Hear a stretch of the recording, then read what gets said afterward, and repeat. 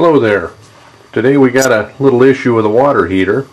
A little bit of a leak at the top end of it here. The person was quite concerned as they seen a puddle of water on the floor. Fortunately in this case it's not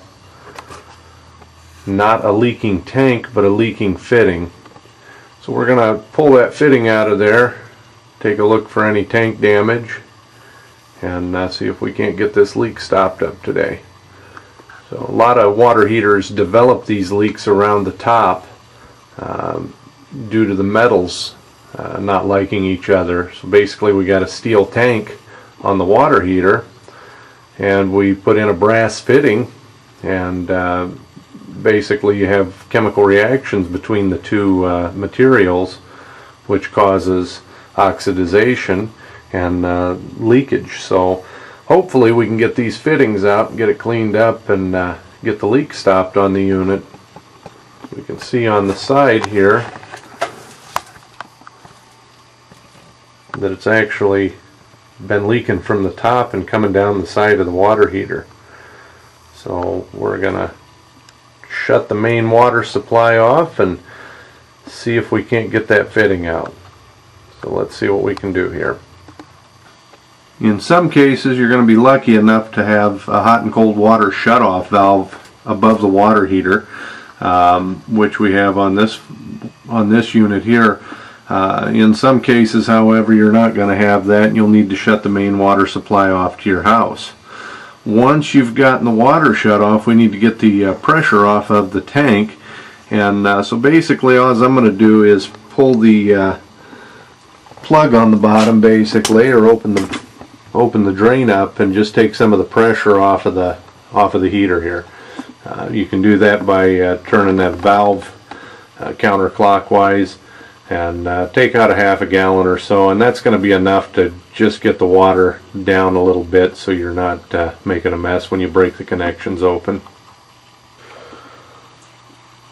And our pressure is pretty well off.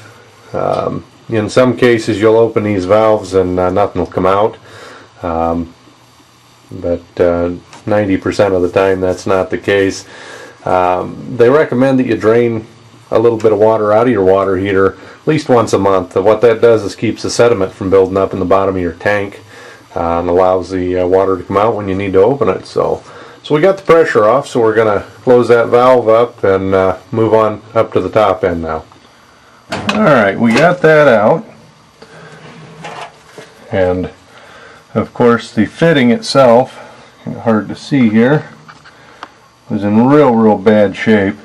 It appears that the plumber that put it in didn't seal it at the top end, and the water was just kind of trickling down the side of it. So fortunately it didn't damage the tank any, and so with the replacement of this fitting we'll be back in shape here.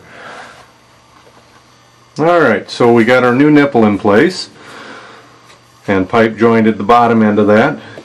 However, after looking things over, I realized that there was a fitting put on this line here that didn't really belong, and what it's done is collapsed the inside of the tube here.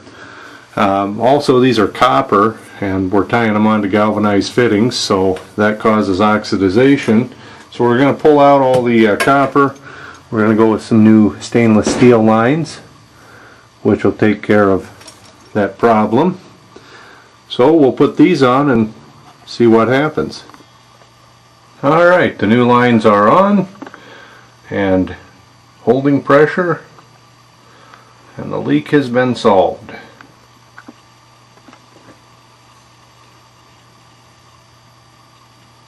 Hopefully your issue is as easy as this one was. If there's anything I can do to help, send a message. Thanks for watching.